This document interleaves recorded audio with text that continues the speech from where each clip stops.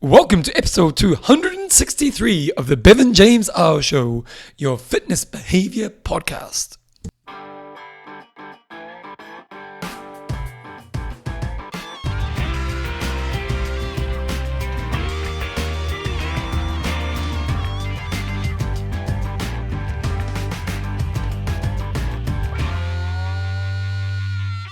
Rightio team, welcome along to episode 263 of the Bevan James Eyles Show. You may be wondering, what am I doing here with a traditional podcast? So about 3 months ago, I said I was no longer going to be doing my fortnightly podcast. And since then, I've just been releasing audio version of the video that I put on my socials and send out to my database every week. And that's still going to be the case most of the time, but there will be the odd occasion where I'm going to jump in with a podcast. And actually next week, I've actually got an interview for you. So there will be the odd occasion where I come in and just do more of the traditional podcast. And today, I'm basically just going to chuck in on my triathlon podcast last week. We had a guest arranged to do the interview, and she had to pull out in the last minute. And just the way the show had coordinated, it meant that John, the guy who I do the show with, also couldn't make the show. So I just had to kind of talk about something for about 15 to 20 minutes to fill a gap. And I got so much feedback on the bit that I did. And so I kind of thought, well, it seems people seem to really enjoy what I talked about in that podcast. I would release it as an episode of this. So that's what today's going to be. It's basically me. I called it Bevan going deep on how to get more out of your team and out of yourself. So I'm not going to muck around. I'm going to put that on right now, and you can have a listen to my thoughts on that topic.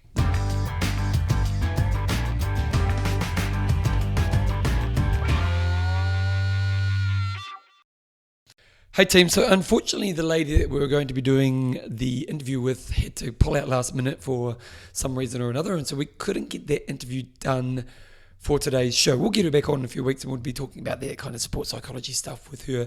But also John and I pre-recorded all this last week, and John was unable to do the show today to make up for this interview. So I thought to kind of get the full hour out in the show, I'd do a bit of a segment on things that Bevan's been thinking about, and this may be a bit bitsy, but I hope that it can add a lot of value, maybe in your triathlon stuff, but also just in some life stuff as well. And one thing I want to talk about in particular is I was listening to an interview with the New Zealand Breakers coach. So most of you guys wouldn't even heard of the New Zealand Breakers. They are a basketball team in the Australian Basketball League, but the New Zealand team within the Basketball League.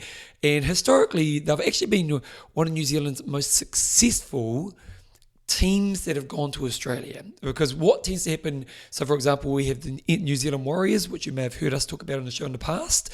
They play in the Australian Rugby League competition. We've got the Wellington Phoenix, they play in the football competition, and so on. And traditionally, New Zealand teams haven't done that well when they've gone into the Australian sports competition.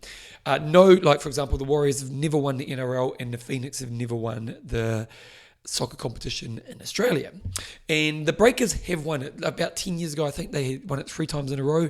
They may have even won it more than that. But in the last few years, it's been a real struggling time for the Breakers because they had ownership change, then there was lots of changes in players, and then COVID was really hard because unfortunately for all sporting teams that were New Zealand based in COVID, they had to basically go live in Australia, and the Breakers just really struggled. To be honest, all New Zealand sporting teams really struggled through that period, and the Breakers were a good example of that, so much so that last year they got last in the competition, and they fired their coach, and then they introduced a new coach, and unfortunately I can't actually remember his name, but he took over the team at the beginning of this year, and currently they are in the finals. So it's 2 in the finals. I think the final game is either tonight or tomorrow night, Wednesday, New Zealand time, based on when we're recording this, and so they've got a chance of winning the whole championship. And this was a team that got dead last year. So something really massive has changed. And this coach is a coach that seems to be quite revolutionary. He seems to be he's the kind of coach that won't last much longer in this league, because you can see him one day having an NBA career as a coach. Now, there's probably a few more steps in his pathway to get there, but I love exploring high-level coaches. And I remember recently when my book came out, I did an interview with one of New Zealand's top podcasts, and they kind of, as a part of their interview, they had the fun questions that you chuck on at the end. It's kind of like what John and I do, what's your fastest marathon? But one of the questions was, who were 3 famous New Zealanders or 3 New Zealanders that you'd want to go out for dinner with? And I don't really tend to like those questions because for me, I suppose there would be people that I would want to go out for dinner with, but it's, often when you meet people who are maybe your heroes, they can be a bit of a disappointment. And sometimes it's nice just to have someone in a box where they just sit in that place in your life. But the kind of person, and so I really struggled with the question. Then when the interview came around, the lady's name was Brodie Kane. She's quite a popular New Zealand kind of celebrity / figure. On the show, when she finally asked me, it kind of came into my mind that the 2 people I'd love to go out to lunch with is Scott Robinson and Nolene Taurea. And Scott Robinson is the Crusaders rugby coach. The guy is an absolute winner. Like, every team he's coached has won. So he was an All Black himself. He wasn't a great All Black. I think he played like 20 games for the All Blacks. A pretty good Crusaders player, but he wasn't someone who had an iconic rugby career. But he was, like if you're an All Black, you're a great player, but you wouldn't think he'd go on to become the greatest player of all time. And the thing about Scott, one of the greatest coaches within New Zealand's domestic rugby and Super Rugby world. And the thing about Scott Robinson, he's a real big personality. He seems like quite a fun character and probably goes against the troops of most New Zealand sporting coaches. And so, but he's an absolute winner. He took over the Canterbury rugby team and they weren't winning at that stage and they ended up winning successfully. He took over the New Zealand under-21s team. They won. He took over the Crusaders, which is kind of the next level from the Canterbury rugby team, and they pretty much won every championship he's ever coached. Like, he'd be the most winning coach within the sport of Super Rugby, and it's looking like he'll be the next All Black coach. And there's just something about Scott Robinson that can get high performance out of people. And he seems to do it in a really powerful way. And then we've got Nolene Taurea, who is the New Zealand netball team coach. And Nolene Taurea is this lady who, the New Zealand netball team went through a period where it was actually just embarrassing. Like, traditionally in the sport of netball, New Zealand, it's kind of been New Zealand and Australia have dominated historically. Australia has definitely been the number 1 team, but we've had our moments in the sun as well. And in the last period of time, and like when I say last period of time, kind of last 10 years, the English have become very good at netball as well. So it's kind of like 3 teams. But there was a point about 5 or 6 years ago where we were actually just horrific. And like, we lost to Malawi, I think it was. We basically got like 6th in the world, which really was not good enough. Like, we were a much better team than that. And so at that time, Nolene Taurea took over the netball team, and she took over them with like maybe a year to go before the next World Cup. And within a year, they won the World Cup. Now, to me, I love, that's the kind of person I want to go out for lunch with, because I love people that know how to get the best out of people. Like, that's the kind of person I'm attracted to. I love people who achieve big things, don't get me wrong. And I love, there's musicians and so on that I love, but the ability to bring something higher level out of somebody, and even more so out of a culture and a group of people, is to me one of the most powerful life skills that anyone can have. And very luckily, when I was younger, I was doing a public talk and I got to have dinner with the All Black coach who won the World Cup twice. Graham Henry, or did he win it twice? I think Graham Henry won it twice. Yeah, and so, or maybe he won it once. But anyway, I got to have dinner with him, and I loved it because I learned so much insight about how you deal with high level people.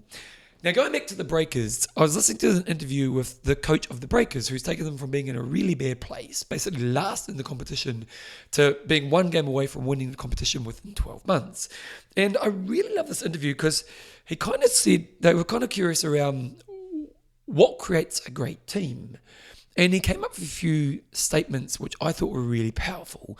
And I want us to really expand this out when we think about in triathlon, in your triathlon community in general. Now, for some people, your community, you may not even have a triathlon community. I mean, your experience of the sport might be a real solo experience.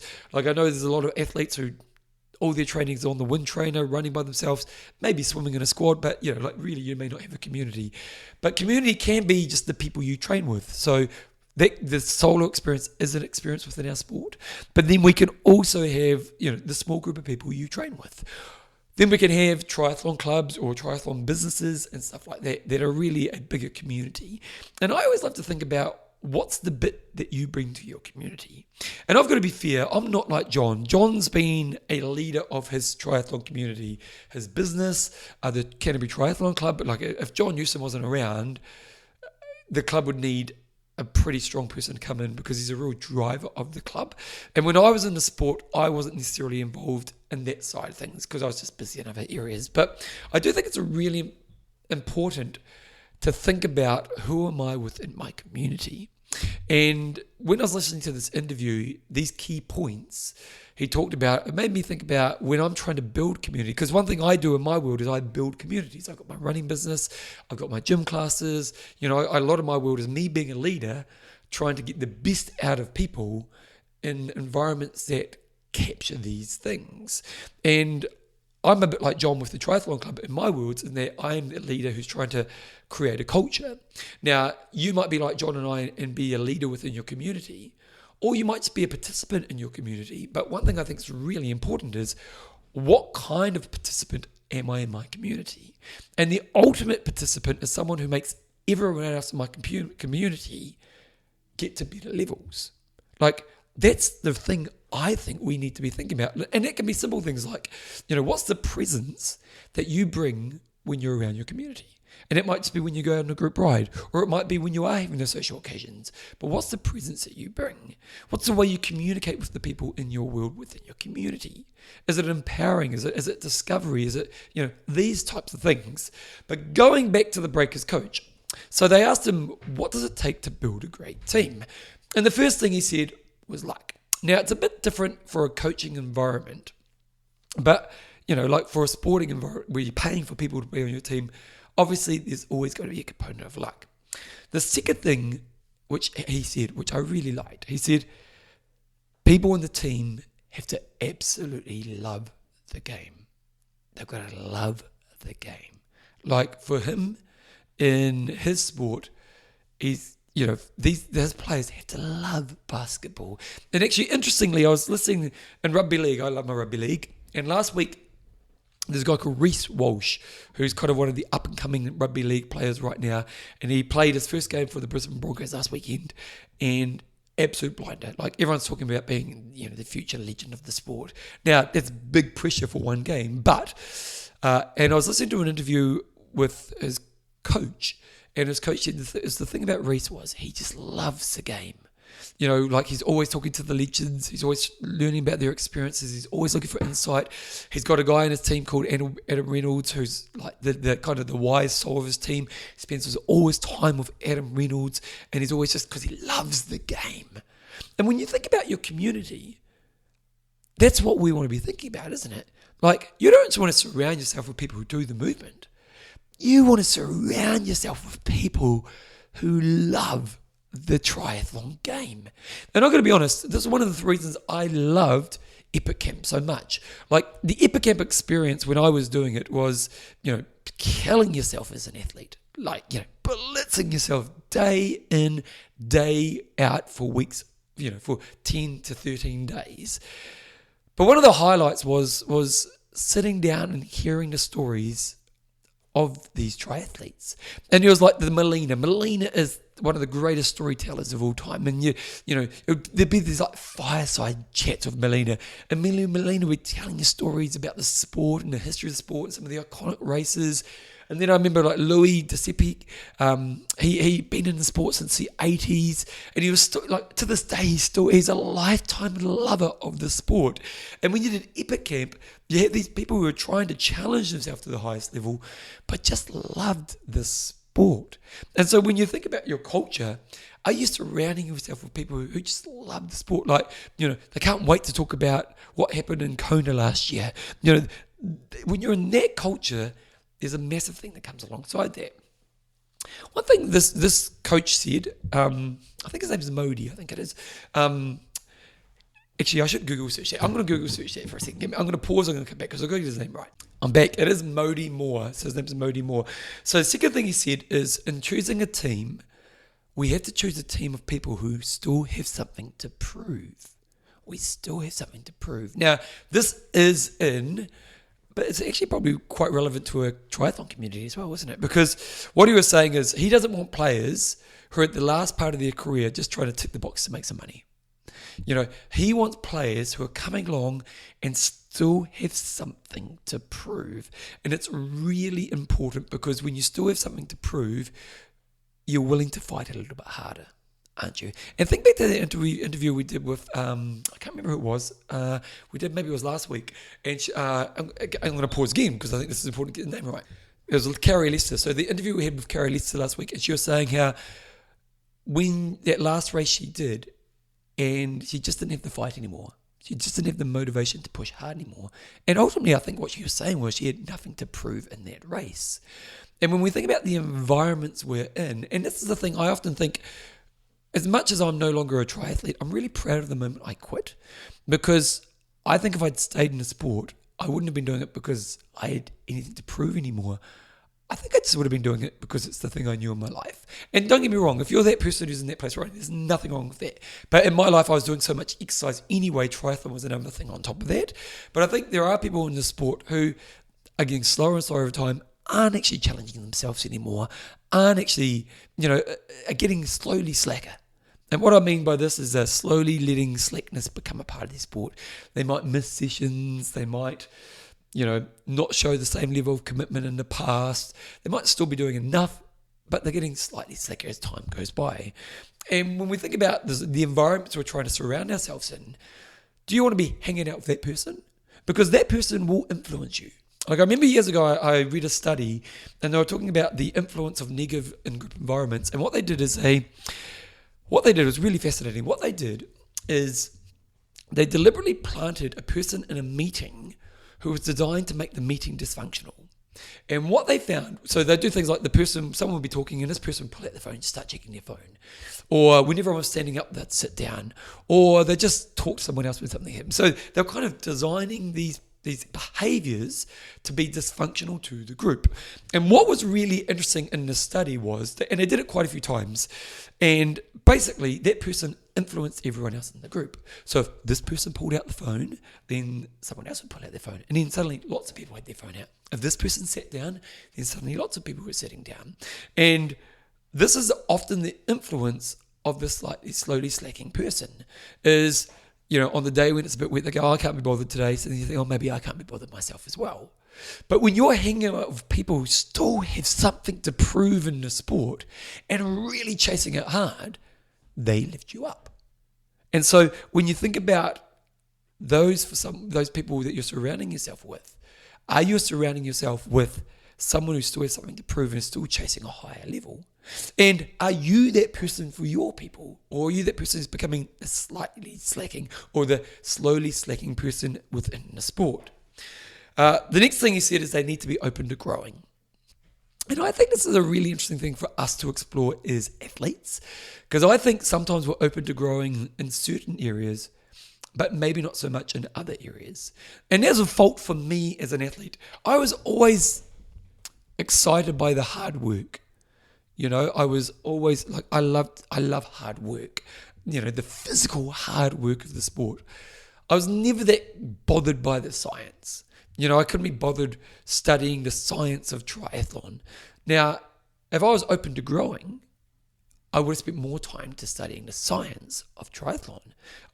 Now at my time, milli power meters were kind of just coming on board, but I would have done a lot more analysis of my training and racing. I would have spent a lot more time on those things. But because I didn't really care about that area, I didn't grow in that area. And when we think about the triathlon experience, often a lot of people will spend a lot of time either growing in one area and maybe not growing in all areas. And you may be thinking about, no, obviously I'm stereotyping right now because you might be growing in all areas. And if you are, absolutely awesome. But a lot of us spend time growing a lot in one area. Like I would spend more and more time just focusing on how can I work harder. Whereas maybe I was better off to go, you know what, spend time on your swim stroke. Like if I'd spent 3 hours a week for 6 weeks just analysing my swim stroke, that would be way better than me just doing lots of hard work. And I think the best example from this show that represents that for me was Greg Bennett. If you ever listen to an interview we did with Greg Bennett, I think we released it as a legend, but we would have put it on the show as well. And Greg Bennett, that interview was so inspirational for me because he talked about what it meant to be a pro athlete. And you know, when I listened to Greg and I contrasted it with my triathlon experience, and I was a good local Ironman athlete. You know, I wasn't a rock star, but you know, if you're around 9 hours, you're a pretty decent athlete. But there were many things I didn't do to help myself get to the next level. Now, admittedly, it wasn't my full-time job, and I didn't really see myself having an opportunity of making a massive career out of it. So I was in a different position to Greg Bennett. But when you listen to Greg Bennett, he did everything he needed to be the best athlete. Everything. He invested money, time, resource, assessment, growth. Everything about his journey was, how do I grow as an athlete? And he could have been just some everyday athlete or some second tier pro, but he actually had a very successful career as a pro. And to me, being open to growing isn't just to be open to growing in the areas that you're already strong. It's to be open to growing in all the areas that it takes to be a complete athlete. And if you're listening to this right now, and you're not growing in many areas, why aren't you open to growing in their areas? Because often they can have the biggest impact. Again, if I think back to my swimming, I didn't do a lot of time focusing on swim technique. And although I'm very proud of how much I improved my swimming in my time, if I just done that work with my technique, I would have got way better, way faster. Next up, and I like this, they have to get along with their people. They have to be people who get along with people. And he talked about, I want people on my team who their friends like, who their family like, who the team likes. Like, this is really important because we all know, like one of the things I think is really interesting, when you think about the stresses of life, when you think about the people in your life, when they're talking about the stress that they're under, often those stresses are other people. Like, sure, sometimes it's work overload. Sure, sometimes it's a big life thing, like maybe a death or thing like that. But when you think about it, a lot of people's stress in life is often other people in their life. It might be work colleagues, it might be family members, it might be friends that are kind of just frustrate you. But it also can be people in your communities. And so when you think about the people in your triathlon community, are you hanging out with people who are just good people? And also, what person are you in their community? And I think that's a really important thing to think about. Because ultimately, you want to be a good person in your community.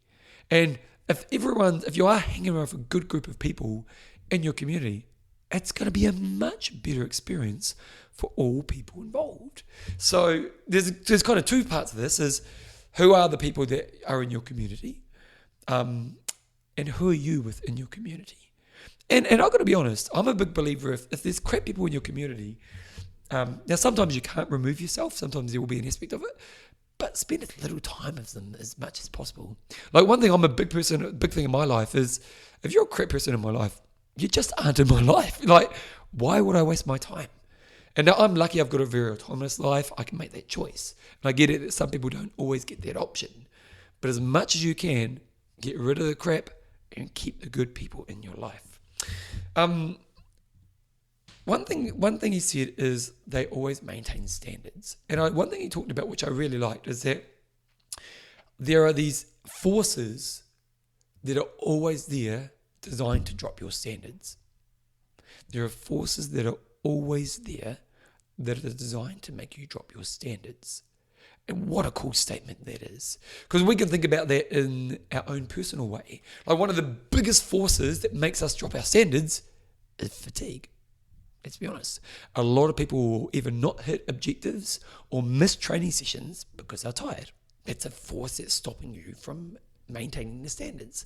Like if a good athlete's standard is to adhere to a program and consistently do it and hit the objectives of the program, what's going to stop you? And if your standard is, I always hit my program, then what would work against that? But then there's other things that work against the standards. And I'll give you a really good example from my life. So I was at the gym the other day, and I'm an older instructor in my gym, and I'm often a mentor or a leader to younger instructors, and I love mentoring the young instructors and trying to teach them the right lessons. And I've been mentoring an instructor for a while now, and she's progressed amazingly. And what's been really cool about her progress is the area where I mentored her in was an area where maybe I thought she'd never get there. Like, she was a very skilled instructor, very good coach, but not necessarily very good at fun and connecting people, which is a really important part of a fitness experience. And when I first started working with her, because she was quite a serious soul and deeply intelligent, so her classes were really good on a kind of like a practical sense, but they were missing that component of connection and fun. And this instructor, man, she's taken on every bit of feedback I've given her, and now is actually a bit of a rock star in this area. Like, now, like, you would have never thought this person struggled in this area. It's really comfortable and really strong. And a couple of weeks ago, and also she's doing really well within her career, so she's kind of getting leadership positions. So now she's becoming a bit of she gets to present the next level opportunities. She's getting some instructors that she's starting to mentor herself. And recently I walked into the staff room, and a few of the staff members were being a bit catty. We were actually just being quite critical of another instructor.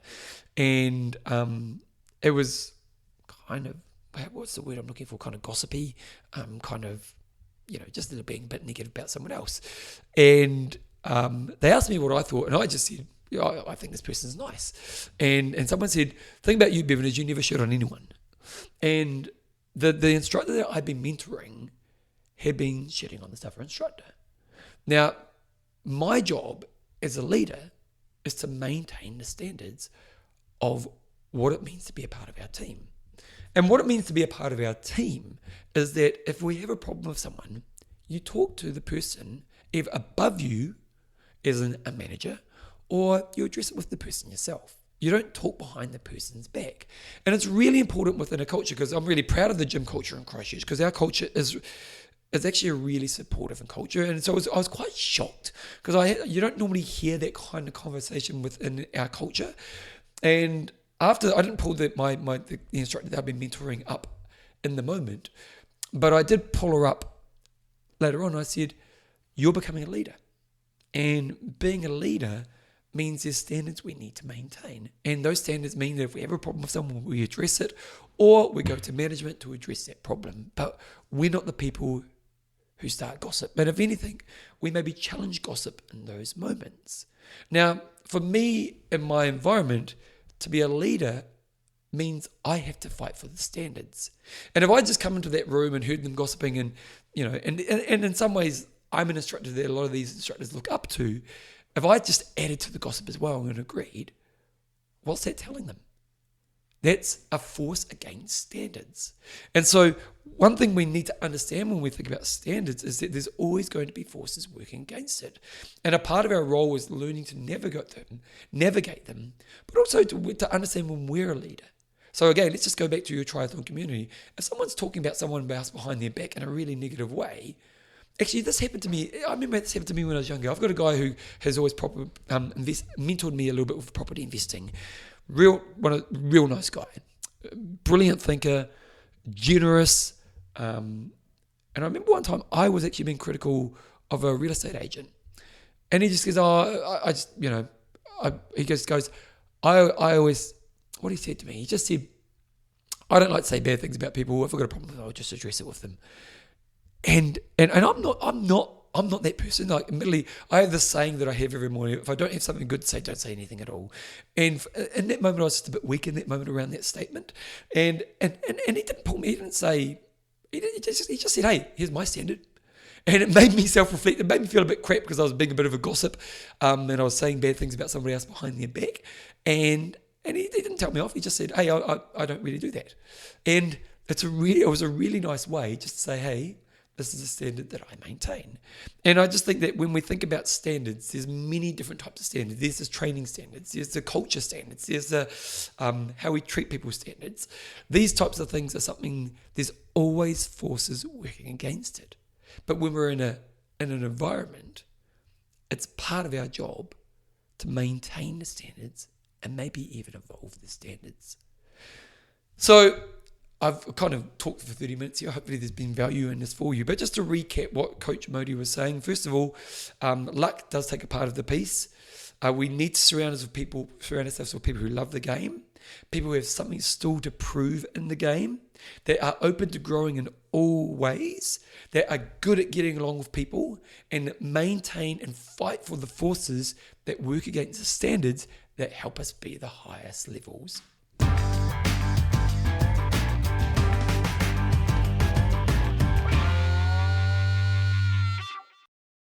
Righto, hopefully you got something out of that. Hopefully there's something deep in there for you, because that's how I roll. Obviously we don't have this weekly catch-up or fortnightly catch-up anymore, so Hope for Life is treating you well and you're continuing to grow in all things that are important to you. If you do want to support me in everything I do, one way is to recommend my book, I Will Make You Passionate About Exercise, at passionaboutexercise.com. One thing I've been doing a lot of recently is a lot of public speaking. If you're somebody who is looking to organise some kind of conference or some kind of talking, I've been getting really good feedback on my talks as well, which is really cool. So if you want to check out or if you want to get in contact for me to do a public talk for your business or your organisation, go to bevanjameseyles.com. And other than that, I'll be back. I'm actually going to be back in another longer version of the show next week, because I've got an interview coming up for you. But then I'll go back to my little short clips that I release weekly and occasionally shows like this as well. Anyway, keep being you as always and keep doing the yards.